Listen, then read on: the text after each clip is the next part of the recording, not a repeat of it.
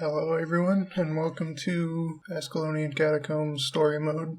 When you spawn in, once you talk to Ritlock, he'll open the doors, and there's a bunch of coffins that you have to open. It's preferred to do it one at a time so you don't get overwhelmed. It's best to have a single person open the coffins, and after 7 coffins are opened, a boss spawns. The boss is pretty basic. He does have several knockdowns and knockbacks, but other than that, he's an easy fight. Just DPS him down, stay behind him, and you can avoid most of the knockbacks.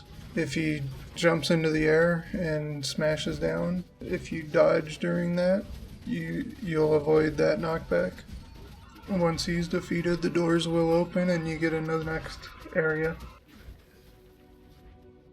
In the next room, there's a couple traps on the ground and 2 ghosts spawn. Take them out and then head to the right and just dodge through the flame traps. There is a chain in this first room too, but I'm not sure that it actually does anything. In the hallway, you've got a couple more ghosts to fight, and they're fairly easy. Just DPS down. I think only a couple of them are even elites. Continue through the hallway and take a left and head up the stairs. Kill off these 3 ghosts. Once that's done, you're on to the second boss of story mode. The second boss is surrounded by a large amount of spike traps, but if you get over to her and pull the chains, it'll shut off all the spike traps, and then just DPS her down. She does have knockbacks as well, but otherwise she's a pretty basic fight. Once she's dead, all you really needed from this room is a boulder. There's a pressure plate that the boulder needs to be dropped on to open the next gate. As you can see, another player dropped the boulder on the plate and then just run through all the traps into this large open room. It's the same room you fight the Spider Queen in the other paths. And in this corner, a Graveling Burrow spawns. Once you take it out, the next set of doors opens.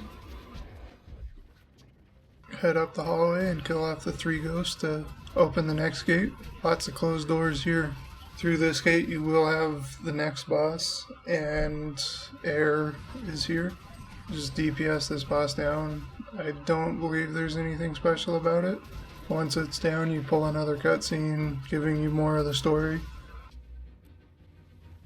And then head up the stairs to the center platform to kill off the next boss. This fight, you want to kill off all the ads first.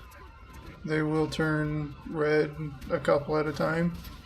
Once all the ads are dead, go ahead and jump on the boss and DPS him down. The boss is nothing too special. He does have knockbacks and knockdowns like the first boss, but just stay behind him and watch out for his stomp and just keep DPS on him. You can stay at range, and it might be a little easier for newer groups.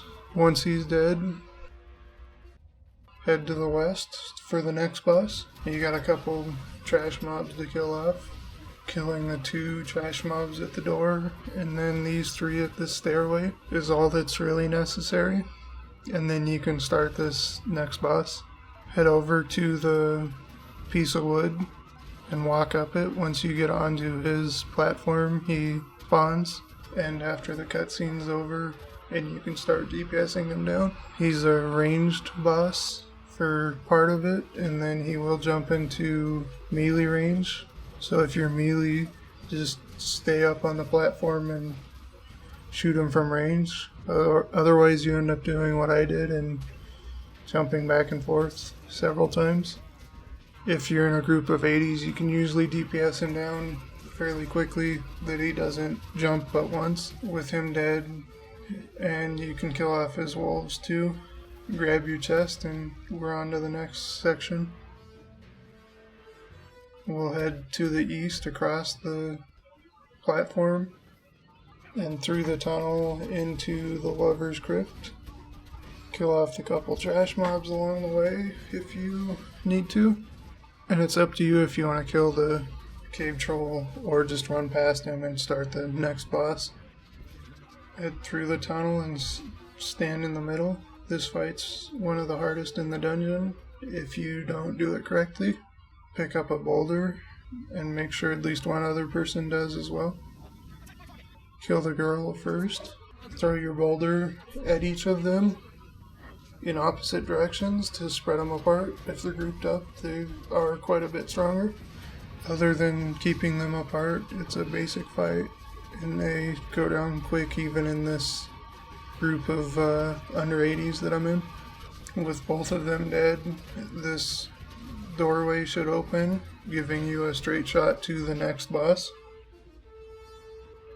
And this next boss is probably the easiest of the dungeon. Just stand there and DPS her down.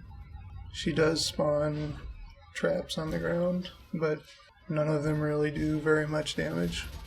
She'll go down fairly quickly, and once she's dead, you're on to the last boss of story mode dungeon.